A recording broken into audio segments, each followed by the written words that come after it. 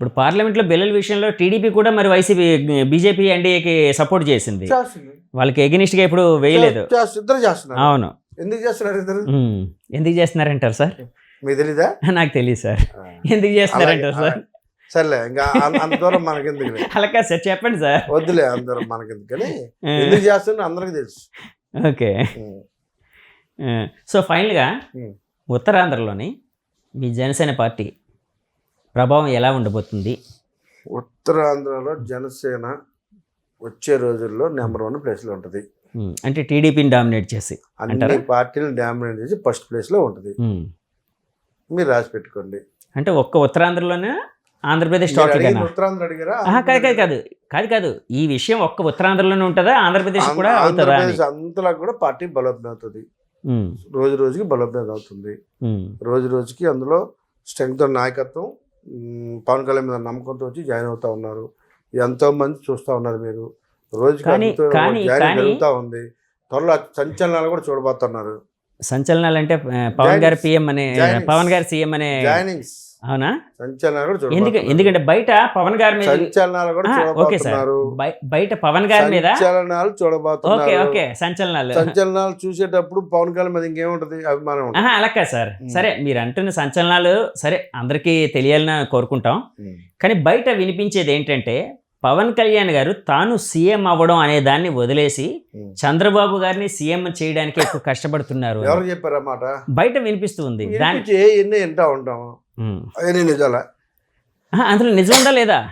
ఎవరు చెప్పారు? ఎందుకు అలా కాదు సార్, మీరేమనుకుంటున్నారు? గుర్తుపెట్టుకోండి, రాజకీయ పార్టీ మీరు సీఎం అవ్వాలని పెడతారా, లేకపోతే ఎవరన్నా ఇప్పుడు మీరు పోటీ చేసేది మీరు గెలవాలని చేస్తారా, లేకపోతే ఏ మనిషి అయినా గెలవాలని చేస్తాడు? ఆ లాజిక్ మిస్ అయ్యి మనం మాట్లాడడం అనవసరం కదా. ఓకే, అంటే ఫాల్స్ ప్రొపగండా అంటారు. ఆ లాజిక్ మిస్ అయ్యే వాళ్ళు మాట్లాడితే మనం మాట్లాడడం అనవసరం. ఇప్పుడు నేను కంటెస్ట్ చేసేది అవతలను గెలిపించాలని నేను పోటీ చేసి, నేను అవతలను గెలిపించాలని నేను ఎందుకు పోటీ చేస్తాను? ఓకే, అది అలా సాధ్యం? అది కాదు కదా. ఓకే. సో పొత్తులు ఎన్నో. ఇప్పుడు వాళ్ళు కాంగ్రెస్ పార్టీ కొంతమంది పొత్తు పెట్టుకుంటుంది, బీజేపీ కొంతమంది పొత్తు పెట్టుకుంటుంది, వైసీపీని బయట నుంచి సపోర్ట్ చేస్తూ అంటారు. రకరకాల విషయాలు ఉంటాయి, రకరకాల ఇష్యూస్ ఉంటాయి. వాటి మీద ఎవరికి తగినట్టుగా వాళ్ళు నిర్ణయాలు తీసుకొని వెళ్తూ ఉంటారు. ఓకే సార్, ఇప్పుడు ఎంవివి సత్యనారాయణ గారు అంటే మీరు ఇప్పటి వరకు అంటే నా ఎదుగుదలకు ఆయనే కారణం అని చెప్పారు కదండి. ఆయన మీ దగ్గరికి వచ్చి లేకపోతే మీరు ఆయన కలుసుకొని ఏదో మాట్లాడుకొని జరిగింది ఏదో జరిగిపోయింది మర్చిపోండి, నాకు సపోర్ట్ చేయండి అని అన్నారనుకోండి, చేస్తారా సార్? ఆయనను క్షమిస్తే దేవుడు కూడా నన్ను క్షమించడు. దేవుడు క్షమించడు ఆయన క్షమిస్తే. అలాంటి వ్యక్తిని నేనేం చెప్పాను, 2 వరస్ట్ ఫెయిల్యూర్స్లో ప్రపంచంలో ఫస్ట్ ర్యాంక్ ఇస్తున్నాను. తన కన్ను చూపు పడితే నాశనం అయిపోతాం. షేకండ్ ఇస్తే చేయవారు చేసుకుంటాను. అంత దరిద్రమైన వ్యక్తి ఈ ప్రపంచంలో ఉన్నాడు. అలాంటి వ్యక్తి మళ్ళీ వచ్చి బతిలాడడంగా ఆయన పక్కన పెడితే అసలు ఎలర్జీ నాకు అతను చూస్తే. Okay, allergy. 2024 ఎలక్షన్లో తర్వాత జగన్ గారి పరిస్థితి ఎలా ఉండబోతుంది అనుకుంటున్నారు?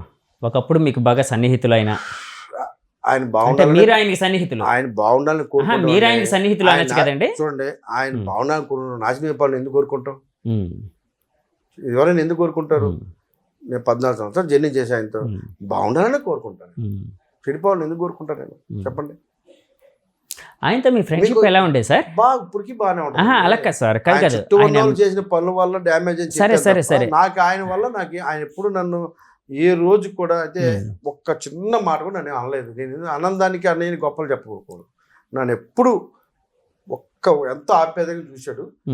నేను రాజకీయ అవసరం కోసం నేను క్లియర్ చెప్తా ఉన్నా. అదే మీ స్టాండ్ మీద మీరు క్లియర్ గా ఉన్నారు, అంతే తప్ప నన్ను ఆయన ఏమనలేదు, నేను ఆయన ఏమనలేదు. ఇప్పుడు నేను కూడా ఆయన ఏమనలేదు. కొంతమంది దుర్మార్గుల మాట విని ఆయన సెల్ఫ్ గోల్ కొట్టుకొని ఇవాళ ఆయన పరి తెచ్చుకోండి అని చెప్తున్నాను తప్ప నేను ఆయనే అంటాను. మీకు జగన్ గారి మధ్య ఏదైనా మర్చిపోలేని సంఘటన ఏదైనా ఉంది, లేకపోతే ఇంతకుముందు ఎవరికి చెప్పిన సంఘటన ఏదైనా ఉంది అని చెప్పాల్సి వస్తే ఎలాంటి సంఘటన కోసం చెప్తారు? చాలా అభిమానంగా ఉండేవాళ్ళండి. నేను అత్యంత అభిమానించే టాప్ 5లో నువ్వు ఒకడమని చెప్పేవాడండి. నేను ముఖ్యమంత్రి 2 రోజులు నేను మంత్రిగా ఉంటే ఎలా బొగ్గలిగిస్తానండి. అంతకంటే ఆనందమైన విషయాలు ఉంటాయా? 5 సార్లు ఇంట్లో దాన్ని కలిసి కూర్చున్నాను. 2 బర్త్డేలకి నా బర్త్డేకి నా ఇంట్లో ఉన్నాను. చాలా ఆనందమైన ఉన్నాయి, చాలా ఉన్నాయి. ఓకే. కానీ పొలిటికల్ అవసరం, సొంత చెల్లె బయటికి వెళ్ళింది, నేనెంత అందులో. సో నా అవసరం నేను బయటకు వెళ్ళాను. చంద్రబాబు గారి కోసం చెప్పాల్సి వస్తే మీరు ఏ విధంగా చెప్తారు? చంద్రబాబు గారితో నేను ఎప్పుడు జర్నీ చేయలేదు, ఆయన గురించి పెద్దగా నాకు తెలియదు. అంటే వ్యక్తిగతంగా కాదు, నా ఉద్దేశం ఏంటంటే ఇప్పుడు ఒక రాజకీయ నాయకుడిగా ఒక పరిశీలన ఉంటుంది కదండి. నేను ఒక 2 టైమ్స్ కలిసా. ఒకసారి సోలో సినిమా వాళ్ళ తమ్ముడు వాళ్ళ అబ్బాయితో సినిమా తీశాను, మీరే ప్రొడ్యూసర్ కాబట్టి. 2 టైమ్స్ కలిసా. ఇంట్లో కూర్చొని పెట్టుకున్నాడు, 1 అవర్ కూర్చున్నాడు, మంచిగా మాట్లాడాడు, కాఫీ టీ తాగదాకా వదలలేదు, చాలా ప్రేమగా మాట్లాడాడు, చాలా ఆనందంగా మాట్లాడాడు. పార్టీలకు ఆహ్వానించాడు. అప్పుడు ఆహ్వానించారండి సోలో టైంలోనా? రండి మీరు అందరూ, నేను అడిగాడు, నన్ను చెప్పారు కూడా పాపం. మరి అప్పుడు మీరేమన్నారు? చాలా 15 మంది ఎమ్మెల్యే అందరు నిన్ను అడుగుతున్నారు వంశీ, నువ్వు ఎంత మంచిడు అని కూడా అడిగాడు నన్ను. అప్పుడు మీరేమన్నారు? అలాగే సార్ వస్తానని చెప్పా.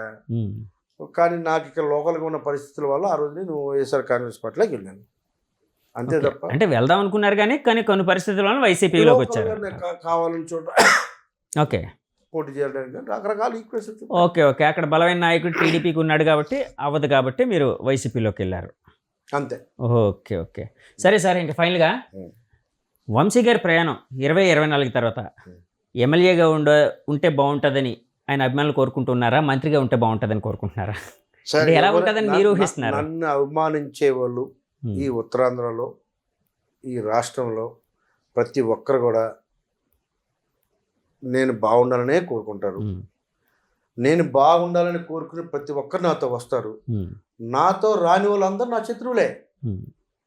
నా మేలు కోరినాడు ఎవడు నాతో రాడు, నాతో రాలేదంటే నా మనిషి కాదు, సింపుల్. ఇంకేముంటుంది అక్కడ? నాతో రాకపోతే నా మనిషి కాదు. సరే వంశీ గారు అవసరం కోసం కొంతమంది అలాగా సార్, నాతో పాటు కొంతమంది జర్నీ చేసిన అందరు రావాలనే లేదు, అందరూ అవమానించలేదు. నాతో వచ్చిన నా మనుషులు, నాతో రాను నా మనిషి కాదు. వంశీ గారు ఎమ్మెల్యే కావాలని ఎంత ప్రగాఢంగా కోరుకుంటున్నారో మంత్రి కావాలని అంతే ప్రగాఢంగా కోరుకుంటున్నారా లేదా అన్నది నా క్వశ్చన్ సార్. ఖచ్చితంగా ఉండొచ్చు, కోరుకుంటున్నారా మంత్రి? తప్పట్లేదు సార్, నేనేం తప్పు చెప్పట్లేదు, తప్పట్లేదు, కోరుకుంటున్నారా లేదా అని అడుగుతున్నాను. నేనే కోరుకుంటున్నాను, వాళ్ళు కోరుకుంటారు, ఆటోమేటిక్ కోరుకుంటారు. సో మంత్రి కావాలి, నేను ఎమ్మెల్యే అవ్వాలి, మంత్రి అవ్వాలి, ఖచ్చితంగా 2 నా గోలు రీచ్ అవ్వాలని ఆ దేవుని ప్రార్థిస్తున్నా. మా నాయకుడు అన్నదండలు ఆ దేవుని అన్నదండలు అవుతామేమో. Okay sir, thank you very much. నా తరపున మా ఛానల్ తరపున కూడా మీకు బెస్ట్ విషెస్ చెప్తూ మీరు అనుకున్న ఆ కోరిక ఏదో నెరవేరాలని మేము కూడా కోరుకుంటున్నాం. థ్యాంక్ యూ అండి, నమస్తే సార్. వ్యూవర్స్ చూసారు కదండి, ఇది జనసేన అర్బన్ ప్రెసిడెంట్ వంశీ కృష్ణ శ్రీనివాస్ గారి అంతరంగం. ఆయన మనతో చాలా విషయాలు పంచుకున్నారు. ఆయన అనుభవించిన కష్టాలు, బాధలు, వైసీపీ పార్టీలో నుంచి బయటికి రావడానికి ఆయనకి ఎలాంటి కారణాలు ప్రేరేపించే ఇలాంటివన్నీ పంచుకున్నారు. ఈ ఇంటర్వ్యూ మీకు నచ్చితే మా ఛానల్ లైక్ చేయండి, కామెంట్ చేయండి, షేర్ చేయండి, సబ్స్క్రైబ్ చేయండి. Thank you very much. Signing off, me Jagadish from journey with Jagadish. By by. The tourism industry has been flourishing in the past few years. There is a huge demand for tour operators, forex managers and hospitality partners. I am sure I would fit right into this path. I would like to learn from the best. Sun International, Hyderabad, Visakhapatnam.